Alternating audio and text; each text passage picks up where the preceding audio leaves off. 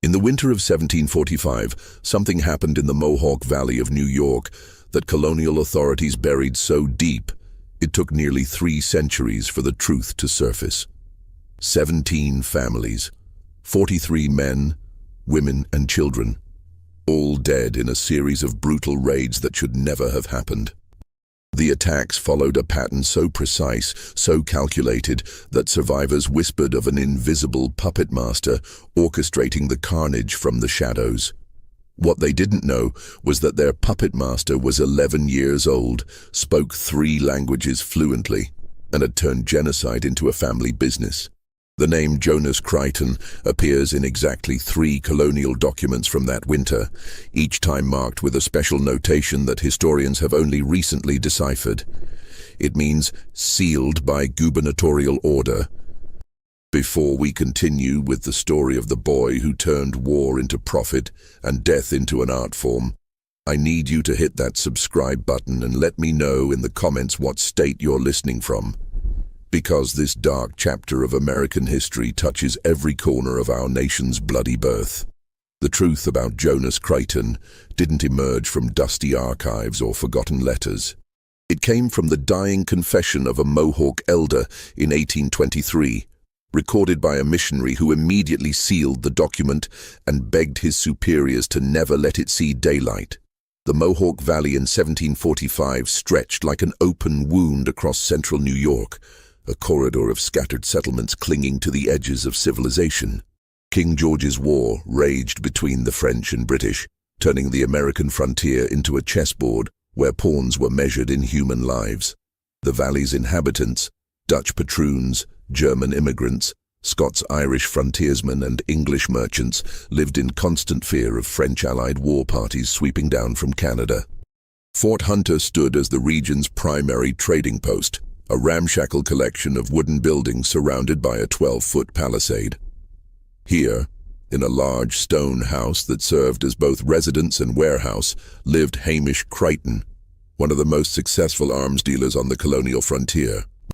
Creighton had emigrated from Glasgow in 1738, bringing with him a keen understanding of European weapon manufacturing and an even keener sense for profit in times of chaos. The Creighton household was a microcosm of frontier complexity. Hamish employed 2 Mohawk interpreters, a French trapper who'd switched allegiances, and a former indentured servant from Virginia who kept the books.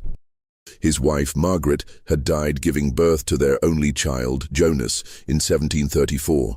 The boy grew up surrounded by the conversations of war, the clatter of muskets being cleaned, and the careful negotiations that meant the difference between peace and bloodshed. Jonas Creighton was no ordinary child. By age 7, he spoke fluent English, Dutch and Mohawk.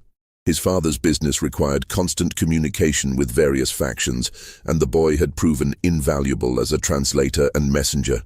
Standing barely 4 feet tall, with sharp grey eyes and an unsettling stillness about him, Jonas moved through the complex world of frontier politics like a ghost observing a play. The winter of 1744 had been particularly harsh, and spring brought news that chilled the blood of every valley resident. French forces under the command of Captain Paul Marin had been spotted moving south from Lake Champlain.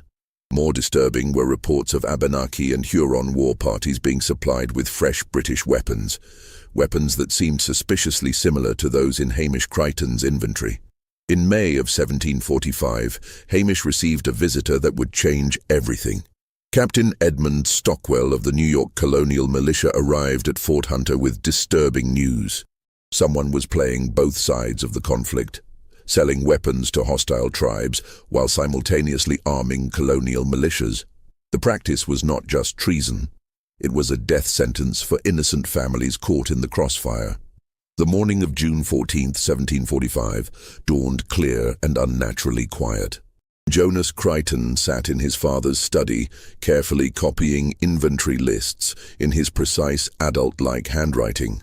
Through the window, he could see 2 Mohawk warriors approaching the trading post. He recognized them immediately. Thayandanegea's brother, Karoniaktati, and a younger warrior named Konwatsitsiayeni. Both men carried themselves with the tension of those bearing important news. Hamish was inspecting a shipment of muskets that had arrived from Albany the previous day. The weapons were of exceptional quality, British Brown Bess muskets with modifications that made them lighter and more accurate than standard military issue. Jonas watched his father's hands move over the weapons with the reverence of a craftsman appreciating fine work. When Koroniak entered the study, his face was grim. "The French captain sends word," he said in heavily accented English. "His warriors need more of the fire sticks, the ones with the silver bands around the stock." He gestured toward the window, where a small group of Huron warriors waited in the shadows of the tree line. Jonas felt something stir in his chest, not fear, but excitement. He understood what was happening in a way that even his father didn't quite grasp. These weren't just business transactions, they were pieces of a vast game where information was more valuable than gunpowder, and the right word whispered to the right person could tip the balance of power across hundreds of square miles. "Tell the French captain his warriors will have their weapons," Hamish replied carefully. "But the price has increased. British patrols have made transport more dangerous." After the Mohawk left, Jonas approached his father with the careful manner he'd perfected over years of observation. "Papa, what if the British knew the French were getting weapons with silver stock bands?" Hamish looked at his son sharply. "That's not information for children, Jonas." "But if someone told them," the boy continued with innocent curiosity, "wouldn't they want to know where those weapons came from? Wouldn't they pay for such information?" The idea that formed in Hamish's mind wasn't his own. It was planted there by his 11-year-old son with the precision of a surgeon inserting a scalpel. Within the week, Hamish had made contact with British intelligence officers offering to serve as a double agent. What he didn't realize was that Jonas had already begun his own correspondence, writing letters in 3 languages to various military commanders, traders, and tribal leaders throughout the region. Jonas's first independent operation began with an overheard conversation between 2 Dutch traders discussing the Vanderburg family farm. Peter Vanderburg had emigrated from New Amsterdam in 1739, establishing a prosperous homestead along the Mohawk River, where he raised cattle and grew wheat for the Albany market. His wife, Grietje, was known throughout the valley for her skill with medicinal herbs, often trading her remedies for goods the family couldn't produce themselves. The Vanderburgs represented exactly what Jonas was looking for. A family prosperous enough to matter, but isolated enough to be vulnerable. More importantly, Peter had recently begun trading directly with French agents, bypassing established intermediaries like Jonas Creighton, a business decision that had reduced the Creighton family's profits by nearly 15%. On June 28th, Jonas visited the Vanderburg farm under the pretense of delivering a message from his father about medicine for a fictional sick trader. While Grietje prepared a packet of willow bark tea, Jonas engaged Peter in conversation about recent French activity in the region. The boy's questions seemed innocent, a child's natural curiosity about the exciting world of adult business. "The French captain who buys Papa's muskets," Jonas said with wide-eyed interest. "He told Papa that some farmers are helping French soldiers hide from British patrols. Papa says that's very dangerous for those families if the British find out." Peter's face tightened with concern. "What farmers? Did the captain mention names?" "I wasn't supposed to hear," Jonas replied with perfect childlike guilt. "But I think he said something about Dutch families near the river. Papa got very angry and told him that would bring trouble to innocent people." The seed was planted with surgical precision. Jonas had given Peter Vanderburg just enough information to create fear without providing specific details that could be verified. The implication was clear. French agents were involving local families in military operations without their knowledge or consent, and British authorities were becoming suspicious of Dutch settlers' loyalties. 3 days later, Peter Vanderburg appeared at Fort Hunter, demanding to speak with British representatives about his family's loyalty to the Crown. The meeting, arranged through Hamish Creighton's contacts, put the Vanderbergs on British intelligence lists as a family worth monitoring, exactly where Jonas wanted them. The boy's next move demonstrated a sophistication that would have impressed professional spies. Through his network of tribal contacts, Jonas learned that a small Huron war party was planning to raid isolated farms along the Mohawk River, targeting families believed to be cooperating with British forces. The raids were intended as warnings rather than massacres, quick strikes designed to discourage colonial cooperation with British military operations. Jonas saw an opportunity to turn a warning into a tragedy. On July 8th, he visited the Huron camp with information he claimed to have overheard from British scouts. The Vanderberg farm, he told the war party leader in fluent Mohawk, was being used as a meeting place for British officers and colonial militia commanders. The family was actively providing intelligence about French and tribal movements, information that had already led to the capture of 2 French scouts and the deaths of 3 Huron warriors. The information was carefully crafted to transform the planned warning raid into a revenge killing. Jonas provided specific details about the farm's layout, the family's daily routines, and the weapons they supposedly kept for British visitors. Most importantly, he told the war party that British officers would be meeting at the farm on July 12th, a fabrication that would guarantee maximum violence when no officers appeared. Simultaneously, Jonas was working the British angle with equal precision. Through his father's intelligence contacts, he passed along information about increased Huron activity near Dutch settlements. The intelligence suggested that French agents were pressuring Dutch families to provide support for upcoming military operations, using threats against their property and livestock to ensure cooperation. The boy's masterstroke was a forged letter, supposedly intercepted from French agents, that specifically mentioned the Vanderberg farm as a staging area for operations against British positions. The letter, written in Jonas's careful hand using French phrases he'd learned from traders, provided just enough authentic detail to pass casual inspection while containing enough suspicious elements to justify immediate British intervention. On the morning of July 12th, a British patrol led by Sergeant Timothy Hewlett approached the Vanderberg farm to investigate reports of French collaboration. At almost the same moment, 12 Huron warriors were surrounding the property, preparing to attack what they believed to be a gathering of British officers and their Dutch collaborators. The massacre that followed lasted less than an hour. Peter Vanderberg died trying to protect his family from attackers whose language he couldn't understand and whose presence he couldn't explain. Gretchen was killed while attempting to reach their children, who were hiding in the root cellar. The British patrol, arriving to find the farm under attack, engaged the Huron warriors in a firefight that left 5 soldiers and 7 warriors dead. When the smoke cleared, the Vanderberg farm was a smoking ruin. An entire family had been destroyed, along with nearly a dozen soldiers and warriors, all because an 11-year-old boy had whispered the right lies to the right people at precisely the right time. Jonas observed the aftermath of the Vanderberg massacre with the detached fascination of a scientist studying experimental results. The boy had learned valuable lessons about timing, information flow, and the psychological triggers that could transform routine military operations into bloodbaths. The most important discovery was that people's existing fears and suspicions made them eager to believe information that confirmed their worst expectations. Peter Vanderberg had been worried about French involvement with Dutch settlers, so he'd readily accepted Jonas's implications about his neighbors' loyalties. The Huron War Party had been angry about British cooperation with colonial families, making them receptive to stories about Dutch collaboration. British officers had been concerned about French infiltration of Dutch settlements, causing them to treat Jonas's forged letter as credible intelligence. Each group had heard exactly what they expected to hear, and their predictable reactions had created a perfect storm of violence that served Jonas's ultimate goal: maximizing demand for his father's weapons while eliminating business competition.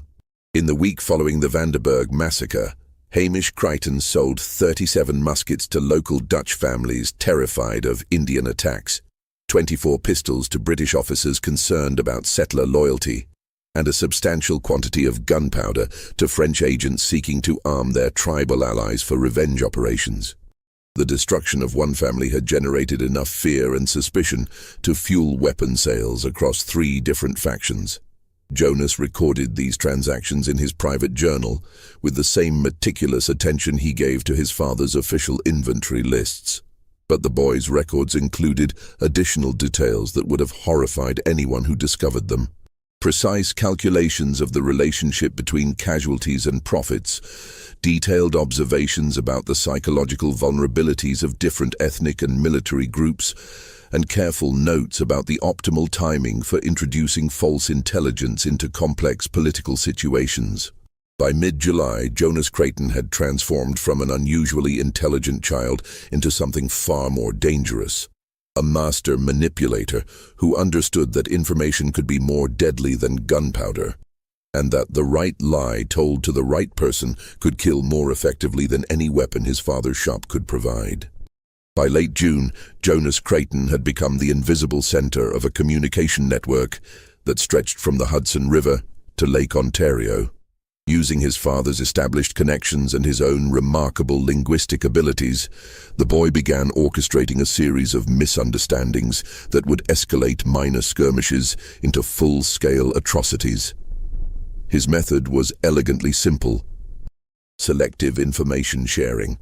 When British scouts reported French troop movements, Jonas would ensure that certain details were omitted or exaggerated in the reports that reached colonial commanders.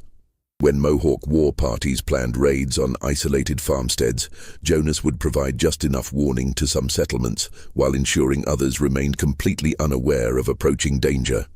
The first test came on July 2nd. Jonas learned from a Huron messenger that a small war party planned to attack the Henderson Farm, an isolated homestead 15 miles north of Fort Hunter. The family consisted of Thomas Henderson, his wife Sarah, and their 3 young children.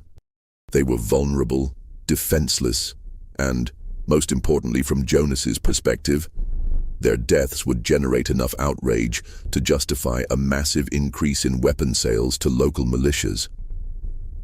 But Jonas's plan was more sophisticated than simple murder.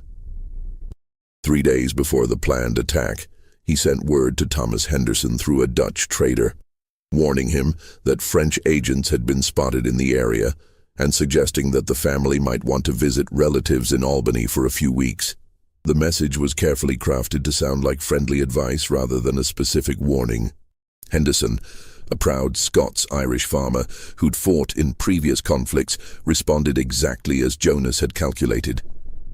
Rather than flee, he sent word to neighboring farms, organizing a small defensive force. By the night of July 5th, 12 armed men had gathered at the Henderson farm, turning what should have been a simple raid into a potential massacre. Jonas's next move revealed the full depth of his calculation. On the morning of the attack, he visited the Huron camp and spoke with the war party leader in fluent Mohawk, passing along information he claimed to have overheard from British scouts. The farm, he told them, was defended by only old men and boys. Colonial militia had been withdrawn to defend Albany from a French advance. The weapons they'd purchased from his father, Jonas assured them, would make quick work of any resistance. The battle at Henderson Farm lasted 3 hours. When it ended, 7 colonists lay dead, including Thomas Henderson and 2 of his children. 5 Huron warriors had also been killed, including the war party leader who'd trusted a child's intelligence. The survivors on both sides retreated with stories of treachery and superior enemy preparation that made no logical sense. Within a week, Hamish Creighton had sold 47 muskets to newly formed colonial militias, 62 pounds of gunpowder to French agents, and a case of pistols to Mohawk warriors seeking revenge for their fallen comrades. The boy who orchestrated the entire sequence sat in his father's study, carefully recording each transaction in his precise handwriting, calculating profits that were measured in both coins and corpses. By August of 1745, Jonas had expanded his operations beyond simple information manipulation. The boy had recognized that his father's trading post was just one node in a vast commercial network that stretched from Montreal to Albany, connecting French agents, British officials, tribal representatives, and independent merchants in a web of relationships that could be exploited for maximum profit. Through careful observation and strategic conversations, Jonas mapped this network with the precision of a military cartographer. He learned that Isaac Klock, a German immigrant who operated a rival trading post near the Noses settlement, was experiencing financial difficulties due to increased French military activity. Abraham Yates, a Dutch merchant from Schenectady, was seeking new suppliers for British Army contracts. Samuel Wells, an English trader based in Albany, had been asking questions about French weapon purchases that suggested possible intelligence connections. Each of these merchants represented both an opportunity and a threat. Jonas understood that controlling information flow between them could determine not just his family's profits, but the entire balance of power in the regional arms trade.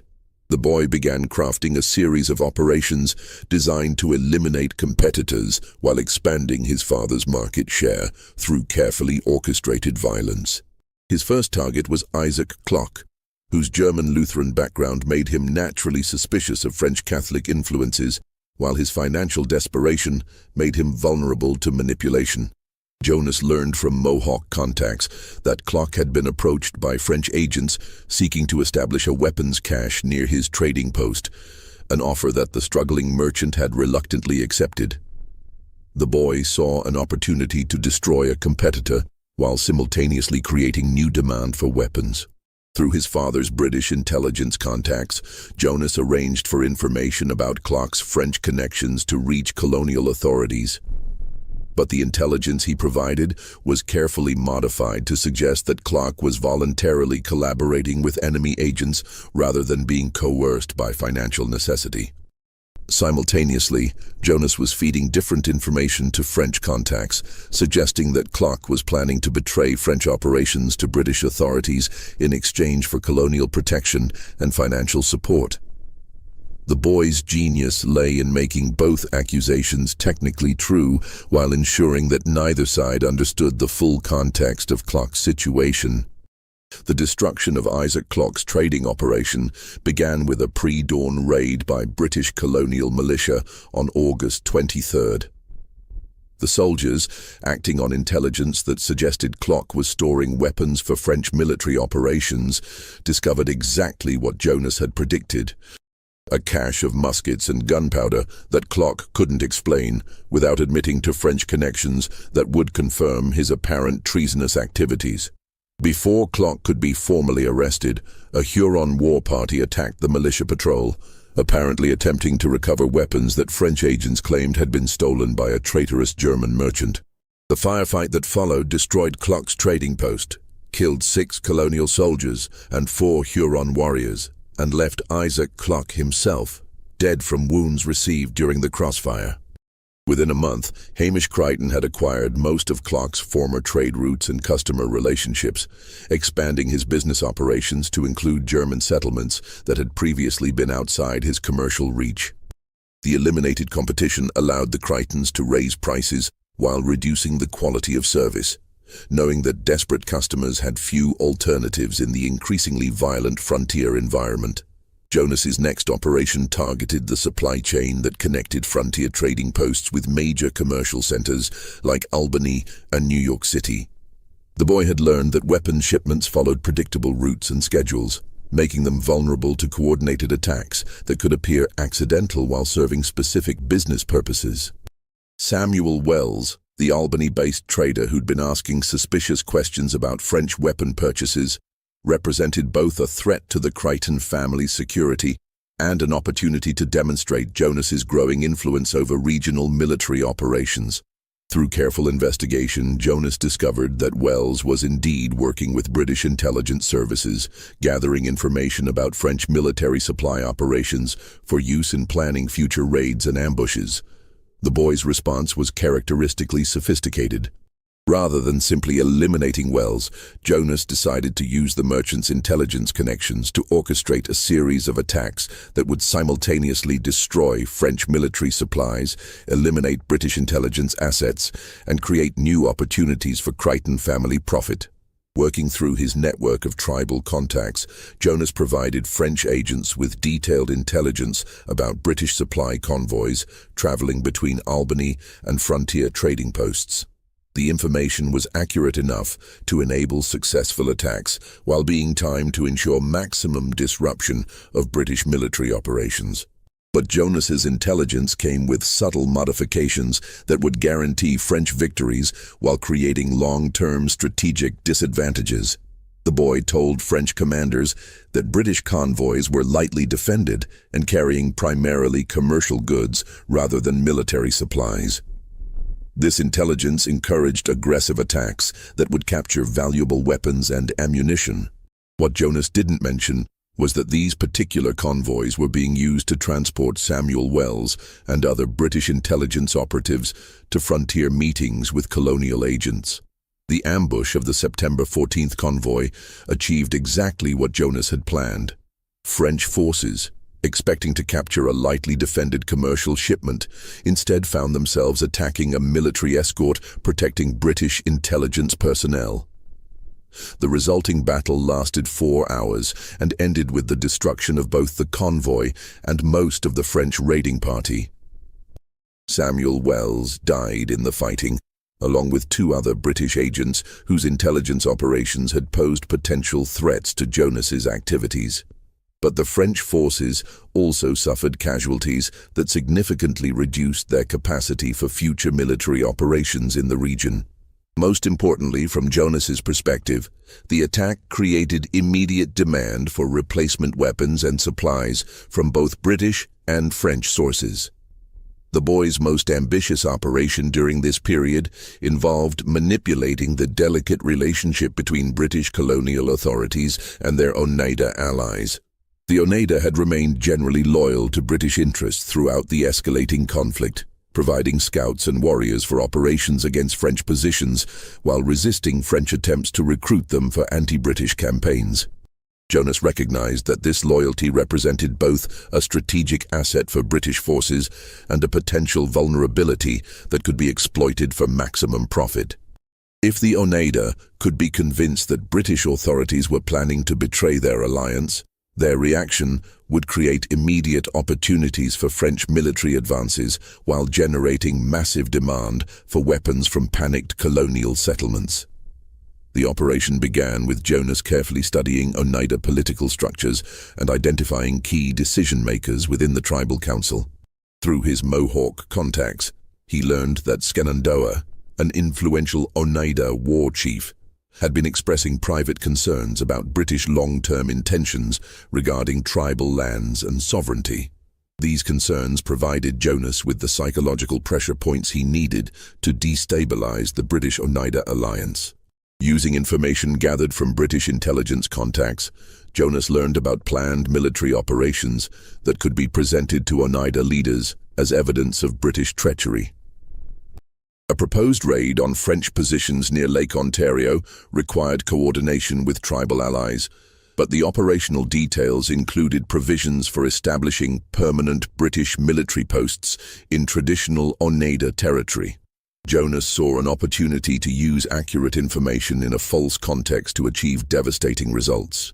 Through carefully orchestrated conversations with Oneida representatives, he suggested that the proposed military posts were not temporary strategic positions, but permanent installations designed to control tribal movements and limit their traditional hunting and trading activities.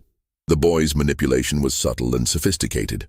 Rather than directly accusing British authorities of planning to betray their Oneida allies, Jonas simply asked innocent questions about the long-term implications of increased British military presence in Oneida territory.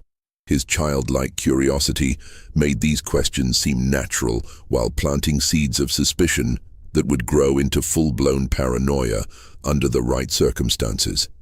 Simultaneously, Jonas was feeding complementary intelligence to British contacts, suggesting that French agents had been successful in recruiting Oneida warriors for operations against colonial settlements. This intelligence was technically accurate. French agents had indeed approached Oneida leaders. But Jonas's reports exaggerated both the scope of French recruitment efforts and the likelihood of Oneida cooperation. The collision between these two deception campaigns occurred during a crucial meeting between British officers and Oneida representatives on October 3rd. Captain Edmund Stockwell, acting on Jonas's intelligence about French recruitment, approached the meeting with suspicion and demands for stronger demonstrations of Oneida loyalty. Shenandoah, influenced by Jonas's suggestions about British territorial ambitions, interpreted Stockwell's demands as confirmation of planned betrayal. The breakdown of British-Oneida negotiations had immediate military consequences. Oneida warriors, who had been scheduled to participate in British operations against French positions instead, remained neutral, leaving colonial forces dangerously exposed during subsequent campaigns. More seriously, the diplomatic crisis encouraged French agents to intensify their recruitment efforts among other tribal groups, creating new threats that British forces were unprepared to handle. Jonas observed these developments with satisfaction that bordered on scientific fascination. The boy had successfully manipulated two separate political entities into mutual suspicion and hostility, using nothing more than carefully timed questions and selectively shared information. The resulting military complications would generate weapon sales, create new intelligence-gathering opportunities, and eliminate potential threats to his family's commercial dominance. But Jonas's greatest achievement was something that even he didn't fully recognize at the time. He had demonstrated that information warfare could be more effective than conventional military operations in destabilizing enemy alliances and creating strategic advantages. The 11-year-old had essentially invented techniques that wouldn't be formally recognized by intelligence professionals for another 2 centuries. As summer turned to autumn, Jonas's operations became increasingly sophisticated.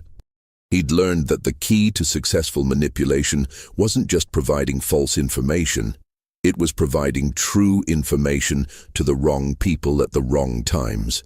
A real French troop movement reported to colonial militia a day late could result in an ambush. Accurate intelligence about British supply convoys shared with hostile tribes could trigger retaliatory raids that would kill dozens. The boy's greatest innovation was what he privately called the echo method. Jonas would overhear or engineer a piece of intelligence, then carefully modify it as it passed through his network of contacts. By the time information reached its final destination, it bore only a passing resemblance to the original facts, but each modification served Jonas's ultimate goal: maximizing conflict and, therefore, weapon sales. On September 18th, Jonas learned that Captain Stockwell was planning a major offensive against French positions near Lake George. The operation involved coordinating attacks with Oneida allies while preventing Mohawk warriors from joining French forces. It was exactly the type of complex military planning that offered multiple opportunities for profitable sabotage. Jonas began by visiting his friend Tekakwitha, a young Mohawk woman who served as an interpreter for various tribal councils. He shared with her his concerns about British plans to establish permanent forts on traditional Mohawk hunting grounds, information that was technically accurate but presented in a context that made it sound like an immediate threat rather than a long-term possibility. Tekakwitha, trusting the boy who'd grown up among her people and spoken their language since childhood, shared this intelligence with her uncle, a respected war chief named Canon Warohara. Within days, Canon Warohara was organizing Mohawk support for French forces, support that Captain Stockwell was counting on not happening. Simultaneously, Jonas was feeding different information to British contacts. Through his father's business correspondence, he let slip that French forces had received detailed intelligence about British troop movements, suggesting a spy in colonial ranks. This information, technically true since Jonas himself was providing intelligence to French agents, created paranoia and mistrust that hampered British military effectiveness. The battle near Lake George was a catastrophe for both sides. British forces, expecting Oneida support that never materialized and facing unexpected Mohawk resistance, lost 37 men in a day-long fight that accomplished nothing. French casualties were equally severe, and the mutual slaughter accomplished exactly what Jonas had intended. Both sides desperately needed new weapons, ammunition, and supplies. In the week following the Lake George disaster, Jonas Creighton processed the largest weapon orders of his career. British agents purchased everything he had in stock and placed orders for additional shipments from Albany and New York City. French representatives, operating through Huron intermediaries, bought gunpowder, shot, and maintenance supplies. Various tribal factions acquired pistols, knives, and specialized ammunition for different types of warfare. Jonas watched the transactions with satisfaction that bordered on scientific fascination. He'd created a perfect system. Conflict generated demand, demand generated profit, and profit provided the resources to create more conflict. Each death was both a tragedy and a business opportunity. Each military disaster a chance to sell solutions to the problems he'd helped create. October had brought the first harsh frosts to the Mohawk Valley, and with them came intelligence that would provide Jonas Creighton with his greatest opportunity for orchestrated destruction. Captain Jacques-Pierre Taffanel's supply convoy represented more than just another French military operation. It was the convergence point where Jonas could bring together months of careful manipulation in one devastating crescendo of violence. The boys' preparation for what would become the Deer Creek Massacre began with a detailed study of military logistics and communication systems. Jonas had learned that successful operations required not just the manipulation of information, but the precise timing of its release to ensure maximum destructive potential. Like a composer arranging a symphony of death, he began orchestrating the movements of three separate military forces toward a single, inevitable collision. His first challenge was understanding the French convoy's actual mission and composition. Through his network of tribal contacts, Jonas learned that Captain Taffanel was transporting not just routine supplies, but a substantial payroll intended for French forces throughout the region, along with specialized weapons and ammunition for upcoming winter operations. This intelligence provided Jonas with the foundation for the elaborate deceptions he would construct around the convoy's true nature. The boys' second challenge was more complex, creating believable but false intelligence that would motivate British and tribal forces to converge on the convoy's location at precisely the right moment. This required not just understanding military procedures, but anticipating the psychological responses of individual commanders to different types of threats and opportunities. Jonas's manipulation of British intelligence began with Captain Edmund Stockwell, whose suspicions about colonial loyalty had been carefully cultivated through previous operations. The boy had learned that Stockwell was under pressure from his superiors to demonstrate results against French operations, making him particularly receptive to intelligence that promised significant tactical victories. Through his father's intelligence contacts, Jonas provided Stockwell with a series of reports that gradually built a compelling but false picture of the French convoy's importance. The first report, delivered in mid-October, suggested that French forces were planning major operations against colonial settlements, requiring substantial financial resources and specialized equipment. The second report, timed to arrive just as British scouts were beginning to track French movements, indicated that a high-value target was moving through the region carrying resources essential to French winter campaigns. The boy's genius lay in combining accurate details with strategic omissions and modifications. The French convoy was indeed carrying valuable supplies. Jonas's intelligence was technically correct, but his report suggested that the convoy was lightly defended and carrying a payroll chest worth far more than its actual contents, while omitting crucial information about the escort's size and military capabilities. More importantly, Jonas timed the release of this intelligence to coincide with other intelligence suggesting that French agents were planning coordinated attacks on British positions throughout the region. This created a psychological context where attacking the convoy appeared to be a defensive necessity rather than an opportunistic raid, making British commanders more likely to commit substantial forces to the operation. Jonas's manipulation of tribal forces required even greater sophistication, as he needed to present the same convoy as both a threat requiring military response and an opportunity requiring protection. The boy had learned that different tribal groups responded to different psychological triggers, allowing him to craft customized deceptions for each audience. For the Mohawk war party led by Karonhiaktati, Jonas presented the convoy as a peaceful trading expedition carrying winter supplies promised to tribal families as compensation for losses suffered in recent conflicts. This intelligence transformed a military target into a humanitarian mission that required protection from British aggression. The boy's presentation of this information was masterfully crafted. Rather than simply lying about the convoy's nature, Jonas selectively emphasized certain aspects of its mission while minimizing others. The convoy was indeed carrying supplies that could benefit tribal communities, trade goods, and materials that French agents routinely used to maintain tribal alliances.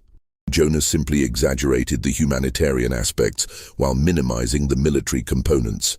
More deviously, Jonas provided Mohawk leaders with intelligence about British plans to attack peaceful trading expeditions, intelligence that was technically accurate but presented without the context that would explain British motivations.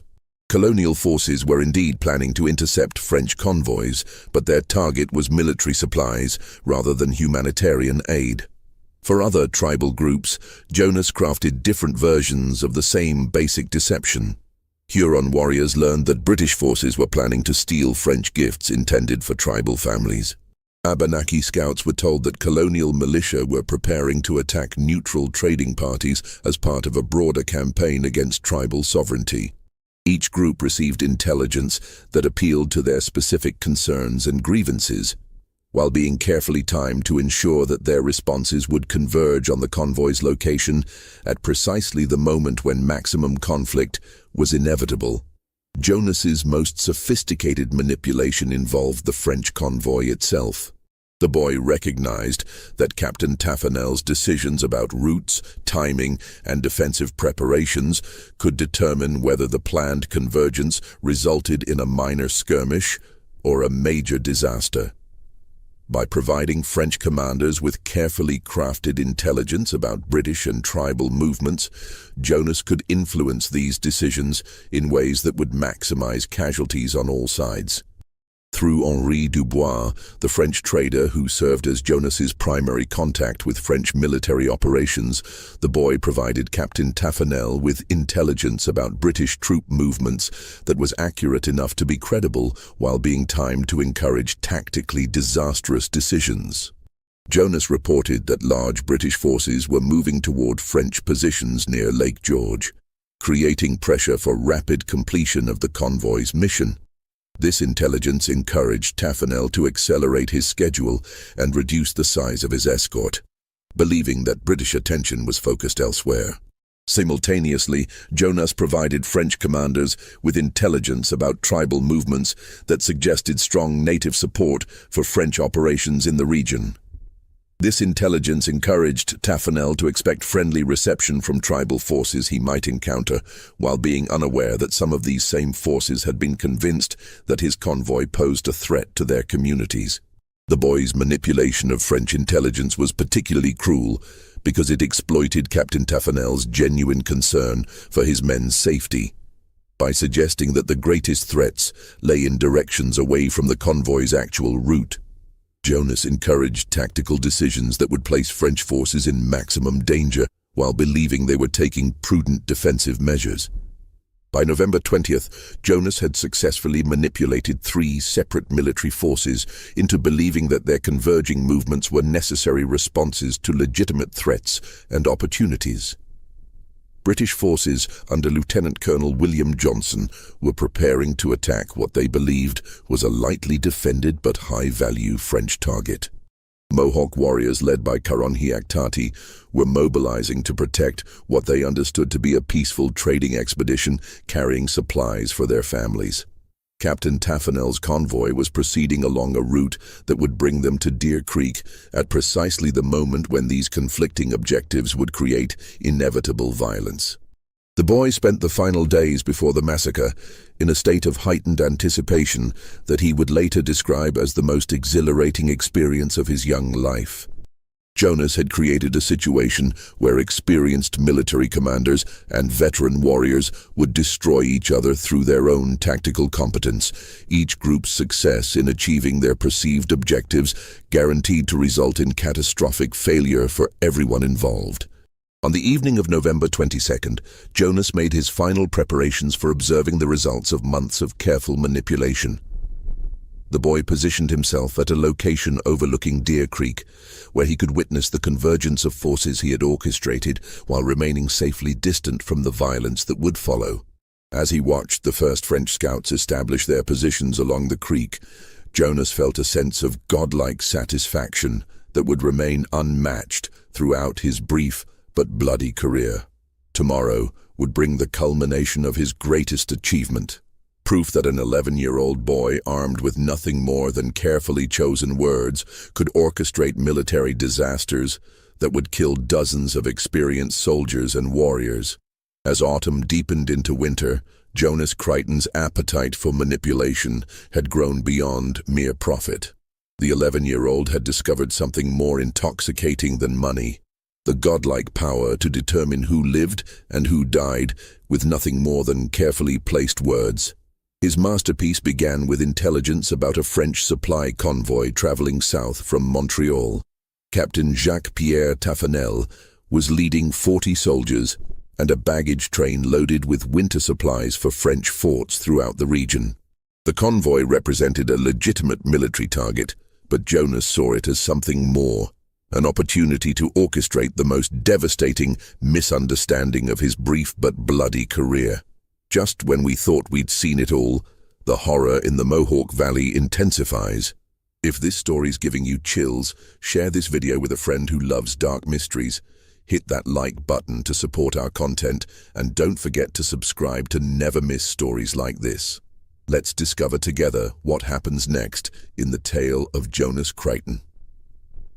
The boy's plan required precise timing and the coordination of multiple military forces. Through his father's contacts, Jonas ensured that British intelligence learned about the French convoy, but the information they received indicated that Captain Taffanel was traveling with only 20 soldiers and carrying a payroll chest worth thousands of pounds. This false intelligence virtually guaranteed that British forces would attempt an ambush. Simultaneously, Jonas was working a different angle with tribal contacts. He visited Karonhiaktati with urgent news. British forces were planning a surprise attack on a peaceful trading expedition. The French convoy, Jonas explained, contained gifts and trade goods intended for Mohawk families as compensation for losses suffered in recent battles.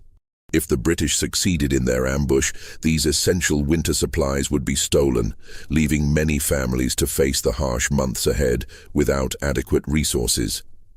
The third element of Jonas's plan was the most diabolical. Through a French trader named Henri Dubois, Jonas passed along information about British troop movements. A large colonial force, he reported, was planning to attack the Mohawk castle at Canajoharie, using intelligence provided by Oneida allies. This attack was supposedly scheduled to coincide with the convoy ambush, creating a coordinated assault on French and Allied indigenous positions. None of this information was entirely false. That was the genius of Jonas's method. British forces were indeed planning to intercept the French convoy, though not for the reasons Jonas had suggested to his tribal contacts. Some British commanders had discussed potential operations against hostile settlements, though no specific plans existed for attacking Canajoharie. French forces were moving through the region, though their mission was routine resupply rather than military aggression. By combining true facts with false contexts and selective omissions, Jonas created a situation where every faction believed they were responding to legitimate threats. The result was a three-way battle that began at dawn on November 23rd and ended with such carnage that survivors on all sides later claimed they'd witnessed the work of demons.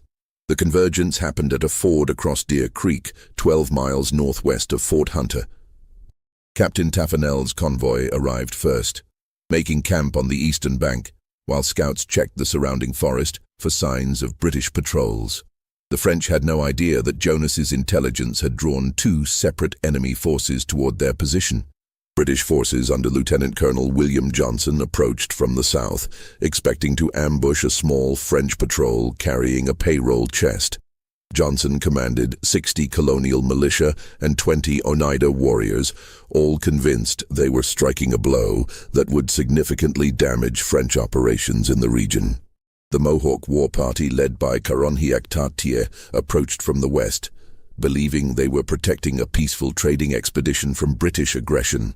43 warriors had volunteered for what they understood to be a defensive mission to safeguard winter supplies for their families. At approximately 6:30 a.m., as morning mist rose from Deer Creek, the first shot shattered the November silence. A British scout, spotting movement in the French camp, fired the opening shot of what would become known as the Deer Creek Massacre, though official records would later describe it as a minor skirmish with limited casualties. What followed defied every convention of 18th-century warfare. French soldiers, under attack from an unexpectedly large British force, formed defensive positions and returned fire with disciplined volleys. British militia, finding themselves facing regular French troops rather than the lightly defended convoy they'd expected, pressed their attack with desperate courage. Oneida warriors, caught between competing loyalties and confused by the presence of Mohawk fighters apparently allied with the French, attempted to avoid combat while protecting their British allies. The Mohawk war party, arriving to find their peaceful trading convoy under attack, launched a flanking assault on British positions, believing they were saving French friends from colonial aggression. In the chaos that followed, warriors who'd been allies for generations found themselves exchanging musket fire across a battlefield that none of them fully understood. The battle raged for 6 hours. When the gunpowder smoke finally cleared, 31 French soldiers lay dead, including Captain Taffanell. British casualties numbered 28, with Lieutenant Colonel Johnson among the fallen. 17 Mohawk warriors had been killed, along with 9 Oneida fighters who died trying to protect their British allies from their own cousins. But the true horror of Deer Creek wasn't the battle itself. It was what happened afterward. Survivors on all sides retreated with stories that made no rational sense. French soldiers reported being attacked by overwhelming British forces that seemed to know exactly where the convoy would be. British militia described a French trap that had somehow anticipated their ambush. Mohawk survivors spoke of betrayal and treachery, while Oneida warriors wondered how their longtime allies had turned against them without warning. In his study at Fort Hunter, Jonas Creighton recorded the battle's aftermath with the same careful attention he gave to his father's inventory lists. 85 dead. 7 different weapon orders totaling more than 300 muskets. Diplomatic negotiations that would require additional armed escorts and security measures. Each corpse at Deer Creek had generated multiple business opportunities. The Deer Creek massacre created problems that even Jonas hadn't anticipated. With so many dead on all sides, colonial authorities could no longer dismiss the increasing violence as normal frontier warfare. Governor George Clinton in New York City ordered a formal investigation, dispatching Major Samuel Wells to determine how such a catastrophic misunderstanding had occurred. Major Wells was a veteran of European conflicts who understood military intelligence and the importance of accurate information in preventing unnecessary casualties. His investigation began with a simple question. How had 3 separate military forces converged on the same location at the same time, each believing they were responding to legitimate threats? The answer led Wells directly to Fort Hunter and the arms-dealing operation that had supplied weapons to all parties involved in the massacre. Jonas Creighton, nervous about the investigation but unaware of his son's activities, cooperated fully with military authorities. He provided records of all weapon sales, correspondence with various military commanders, and detailed accounts of his intelligence-gathering activities on behalf of British interests. But Major Wells was a thorough investigator. He noticed discrepancies in the timeline of information flow, intelligence that seemed to reach different parties at suspiciously convenient intervals. More disturbing were the subtle variations in apparently identical pieces of information, modifications so slight that they could only have been made by someone with intimate knowledge of all parties involved. The investigation might have ended with routine findings of confusion in the fog of war, if not for a chance encounter that revealed the true architect of the Deer Creek disaster. On December 15th, while interviewing tribal leaders at Fort Hunter, Major Wells observed Jonas Creighton translating a conversation between Mohawk representatives and colonial officials. What struck Wells wasn't the boy's remarkable linguistic ability. Child interpreters were common on the frontier. It was the subtle way Jonas modified certain phrases, making minor adjustments that changed the context of statements without altering their basic meaning. A Mohawk complaint about soldiers taking food became warriors stealing supplies in translation. A reference to seeking peace was rendered as demanding compensation. Wells, fluent in Mohawk from his own frontier service, realized he was watching a master manipulator at work. But the manipulator was a child who shouldn't have possessed either the knowledge or the sophistication to orchestrate complex military deceptions. That evening, Major Wells requested a private meeting with Jonas Creighton. The conversation that followed, recorded in Wells's confidential report to Governor Clinton, revealed the full scope of an 11-year-old's war crimes. Jonas, perhaps recognizing that his game had reached its end, spoke with the same careful precision he'd used in orchestrating months of bloodshed. He explained his methods matter-of-factly, describing the modification and selective distribution of intelligence as a business strategy rather than mass murder. "Information is like gunpowder," Jonas told the major. "A little bit in the right place can move mountains. Too much all at once just makes noise." The boy outlined his network of contacts, his techniques for manipulating translations and timing, and his calculations regarding the relationship between conflict intensity and weapon sales. He spoke of dead soldiers and warriors as market indicators, of grieving families as demand generators, and of the Deer Creek massacre as his most successful operation. What horrified Major Wells wasn't just the scope of Jonas's crimes, but the complete absence of remorse in the child's demeanor. Jonas had orchestrated the deaths of more than 80 people over a 6-month period, and he discussed these achievements with the pride of a craftsman describing fine work. The confession revealed one final, devastating detail. Jonas's activities hadn't been motivated by simple greed or even family loyalty. The boy had discovered that he possessed an almost supernatural ability to predict and manipulate human behavior on a massive scale. Each successful manipulation had fed an addiction to power that grew stronger with every death he orchestrated. "I wanted to see if I could make them dance," Jonas explained to Major Wells. "All of them. The French, the British, the Mohawk, the Oneida. I wanted to see if words could be stronger than armies." Major Wells faced an impossible situation.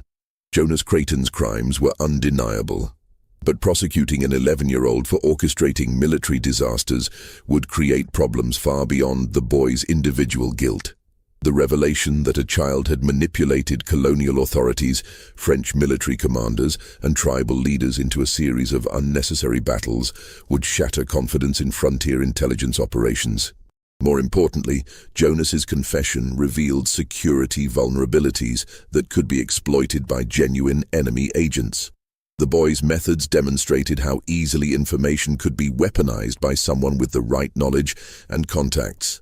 Publishing details of his techniques would essentially provide a manual for future intelligence operations. After consulting with Governor Clinton, Major Wells made a decision that would hide the truth about Jonas Creighton for nearly 3 centuries. The official report on the Deer Creek massacre attributed the disaster to communication failures and unfortunate timing. Jonas's role was classified under gubernatorial seal, with access restricted to senior military commanders and colonial administrators. The boy himself presented a different problem. Jonas couldn't be prosecuted without revealing his crimes, but he also couldn't be allowed to continue his activities. The solution was elegant in its simplicity. Jonas Creighton would disappear. On January 12, 1746, official records show that Jonas Creighton died of fever during a harsh winter outbreak that claimed several lives in the Mohawk Valley. A small funeral was held at Fort Hunter, attended by his father and a few family friends. The boy was supposedly buried in the fort cemetery, though no grave marker was ever placed. In reality, Jonas had been transferred to a secure facility in Virginia, where colonial authorities hoped to study his unusual abilities while keeping him away from sensitive military information. The arrangement was temporary, intended to last only until better solutions could be developed. But Jonas Creighton wasn't interested in colonial authorities' plans for his future. The last confirmed sighting of Jonas Creighton occurred on March 3, 1746, at a secure house near Williamsburg, where colonial authorities had placed him under what they called protective custody. The boy had spent 2 months being interviewed by various officials who hoped to understand how an 11-year-old had orchestrated such sophisticated intelligence operations. Jonas had cooperated with these interviews, providing detailed explanations of his methods and insights into the psychological vulnerabilities he'd exploited. But his handlers noticed disturbing changes in the boy's behavior.